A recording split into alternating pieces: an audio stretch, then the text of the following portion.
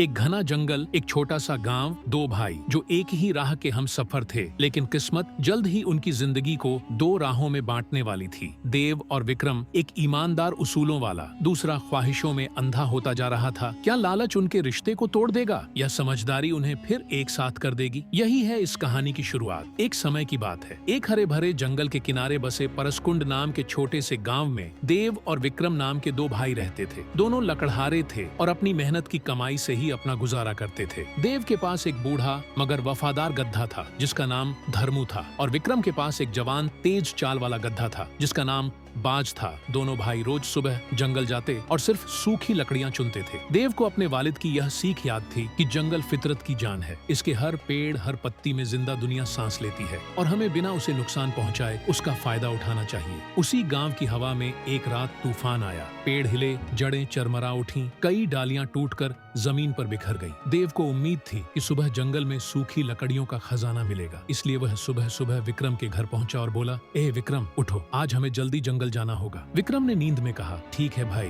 तुम धर्मू और बाज को तैयार करो, मैं आता हूँ। दोनों जंगल की ओर चल पड़े। शुरुआत में उन्हें कुछ खास नहीं मिला। काफी देर बाद थोड़ी सूखी लकड़ियां मिली, मगर विक्रम की निगाहें एक बड़े हरे पेड़ पर अटक गई। उसकी आंखों में लालच की चमक थी। उसने कहा, देव देख, इस पेड़ को अगर इसे काट दें तो इतने में 3 दिन की कमाई हो जाएगी, हम भी आराम से जी सकेंगे। देव ने सख्ती से कहा, नहीं विक्रम, हरे पेड़ जंगल की रगें होते हैं, इन्हें काटोगे तो एक दिन जंगल मुरझा जाएगा और फिर हम कहाँ जाएंगे? विक्रम ने हंसकर कहा, अरे ये सब किताबों की बातें हैं, पैसा चाहिए तो ये पेड़ चाहिए। देव ने गुस्से और दर्द भरी आवाज में कहा, हमें अपने वालिद से किया वादा नहीं तोड़ना चाहिए। विक्रम मगर लालच सुनता कहाँ है? वह बोला, एक बार सोच, अगर हम 4 ऐसे पेड़ काट लें तो हम भी अमीर बन जाएंगे। देव की आंखों में बेबसी थी। उसने कहा, मैं तेरे साथ यह गुनाह नहीं कर सकता। विक्रम की जिद बढ़ गई। दोनों की बातें बहस में बदल गईं और पहली बार दोनों भाइयों के रास्ते अलग हो गए। देव अपनी ईमानदारी में अडिग रहा। विक्रम लालच में अंधा हो चुका था। उसी रात देव बेचैन था। उसे डर था कहीं विक्रम जंगल की जान न छीन ले, और वहीं दूसरी तरफ विक्रम की आंखों में खुशी नहीं बल्कि लालच जाग चुका था, जो अब उसे अंधेपन की तरफ धकेलने वाला था। क्या विक्रम सच में हरे पेड़ों पर वार करेगा? क्या देव उसे रोक पाएगा, या फिर लालच की तेज धार